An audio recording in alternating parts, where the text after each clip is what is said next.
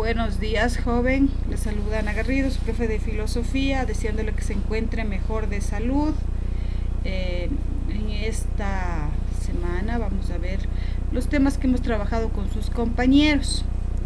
Empezamos con lo que fue la ética, la definición de la ética. Entonces tenemos, ¿qué es la ética? Ya desde la antigüedad los filósofos se ocuparon de investigar y comprender conceptos como el bien y el mal y la felicidad. De tales indagaciones surgió la ética como disciplina filosófica. Su nombre proviene del griego ethos, que se traduce como carácter o costumbre. Por otra parte, el término latino para referirse a las costumbres es mos, de donde viene moral, disciplina filosófica que estudia el bien y el mal y sus relaciones con la moral y el comportamiento humano.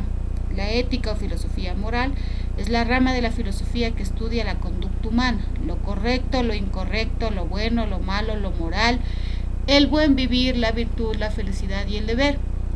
Consiste en formar un buen carácter. Importancia y finalidad de la ética. La importancia de la ética es para el buen desenvolvimiento de la vida humana. Es incuestionable de todas las partes de la filosofía. Es la ética la más necesaria para la sociedad. La ética es importante porque se refiere a las costumbres, a la conducta humana, es decir, que trata del comportamiento de las personas. Además, tiene que ver con los valores de cada persona. La ética nos enseña a comportarnos en la sociedad. También nos enseña los valores, porque cada persona debe ser formada con base fundamental en la ética a saber respetar los derechos y valores de cada persona, tratarlas de igual manera a todas dentro de la sociedad sin importar el estatus social de cada una. ¿Qué es la moral?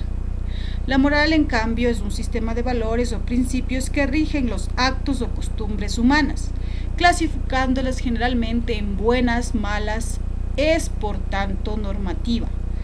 Hecha esta distinción, podemos afirmar que la ética es una reflexión racional sobre la moral, o la podemos denominar filosofía de la moral. Como las costumbres se han dedicado de acuerdo con el tiempo y la civilización o cultura, han existido muchas morales, cada una con características y posturas propias ante lo que es bueno y malo, el deber y la libertad. Estas diferencias también son objeto de estudio de la ética, que se pregunta por la validez universal o relativa de los valores de la libertad. La moral es un sistema de valores o principios que rigen los actos humanos, costumbres clasificados generalmente en buenos y malos, virtudes y pecados, o premios y castigos. El acto moral. Se le llama acto moral a la acción que desarrolla una persona y que es valorada desde el plano de la ética, por su rectitud o honradez. Si bien muchas acciones son neutrales para la ética, otras pueden acarrear una valoración moral, ya que pueden definirse como negativas o positivas de acuerdo a los efectos del acto. Estar alto de moral o desmoralizado. Las características del acto moral son tres: advertencia, darse cuenta de lo que se hace; voluntariedad, es voluntario el acto que produce de la voluntad previo el conocimiento intelectual del fin. Libertad. El acto libre, además de ser voluntario, supone una deliberación y una elección personal. Cuando falta uno de estos elementos, el acto es humano, pero no moral. ¿A qué valores son los que nos interesa desarrollar? La justicia, la prudencia deberían de universalizarse. Tenemos que resolver el problema de un deber moral, la virtud suprema. La cordura tiene corazón, intenta ser justo y a la vez prudente. La declaración de los derechos humanos es el hecho de que las naciones den un reconocimiento de alguna manera, comprometen a los seres humanos. No estamos a la altura de nuestros decretos. Tratar a la humanidad no es un medio, sino un fin. Luego de esto, hemos visto también el otro tema que es la ética dentro de lo que es primero la ética dentro de las profesiones. Se les ha hecho trabajar en el aula graficando, haciendo un cuadro comparativo del comportamiento ético, por ejemplo, de una enfermera que está cuidando al paciente, un comportamiento ético, y un comportamiento antiético de una enfermera que está en el celular. Otro ejemplo sería de un árbitro que pita bien el partido, ético y antiético, un árbitro que no pita bien el partido. Se les ha enviado a trabajar eso. Aparte de eso, hemos empezado a ver lo que es la ética relacionada con la política, y también hemos visto, primero la ética relacionada con la política, para lo que hemos trabajado con lo que es la pirámide de la democracia. Sí, representación de la pirámide de la democracia, se les dio hacer una infografía de cada uno de los temas. El gobierno responsable. Entonces, la pirámide se compone del gobierno responsable, la sociedad democrática, elecciones libres y limpias, derechos civiles y políticos. La representación del gobierno en una democracia es, por un lado, la responsabilidad jurídica ante los tribunales por el cumplimiento de la ley por parte de todos los funcionarios públicos. Por otro, es una responsabilidad política ante el Parlamento y el pueblo por la justificación de la política y las iniciativas del gobierno. Además, un gobierno democrático debe también ser sensible tanto a los requisitos formales de consulta como a la expresión de la opinión pública en sus distintas formas. Por ejemplo, cuando el pueblo sale a manifestar, dan manifestaciones, ¿no? Entonces ahí habla lo que es una expresión pública. Luego viene las elecciones libres y limpias. La competencia política mediante elecciones libres y limpias es el dispositivo clave que permite que los funcionarios públicos sean responsables y estén sometidos al control popular. Constituyen asimismo un importante medio para garantizar la igualdad política entre los ciudadanos, tanto en el acceso a los cargos públicos como en el valor de sus votos. La idea de sociedad democrática o civil denota la necesidad que en la democracia hay asociaciones de todo tipo organizadas independientemente del Estado e internamente democráticas.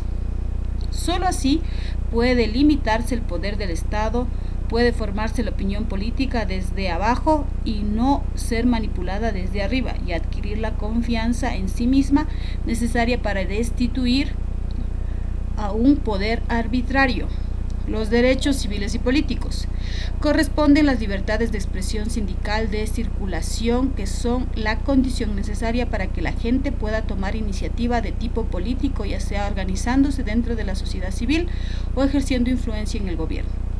Aunque estos derechos se organizan propiamente a los individuos como parte de los derechos humanos generales, su valor radica en la utilización colectiva, por ejemplo, asociarse con otros para perseguir fines comunes. ¿Sí? Entonces trabajamos lo que es la democracia como el poder del pueblo. Les indicaba que si es el poder del pueblo, tiene que ser un poder que nos ayude, que haya cumplimiento de derechos, que se vea que como sociedad progresamos, ¿sí? Entonces se trabajó con la pirámide de la democracia para afirmar cada uno de estos puntos.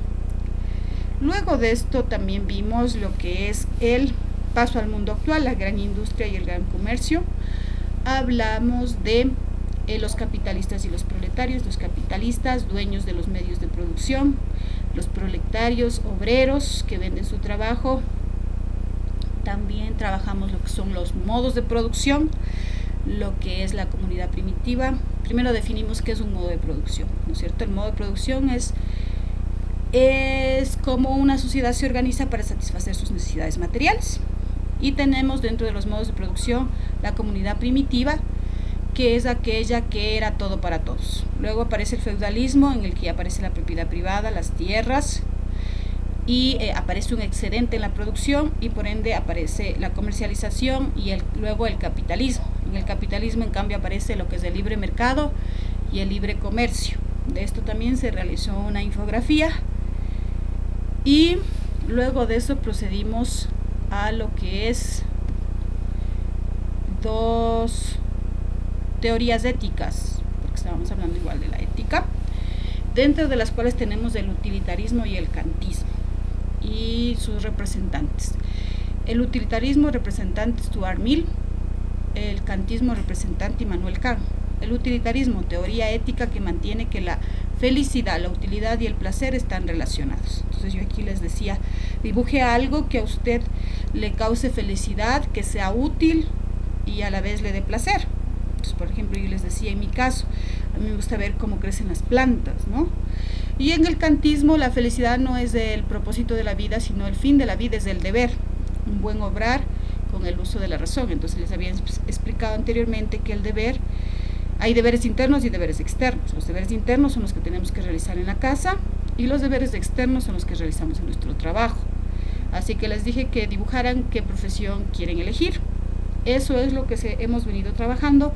A partir de estas 3 semanas que vienen vamos a trabajar lo que es el proyecto STEAM, lo que son jardines verticales.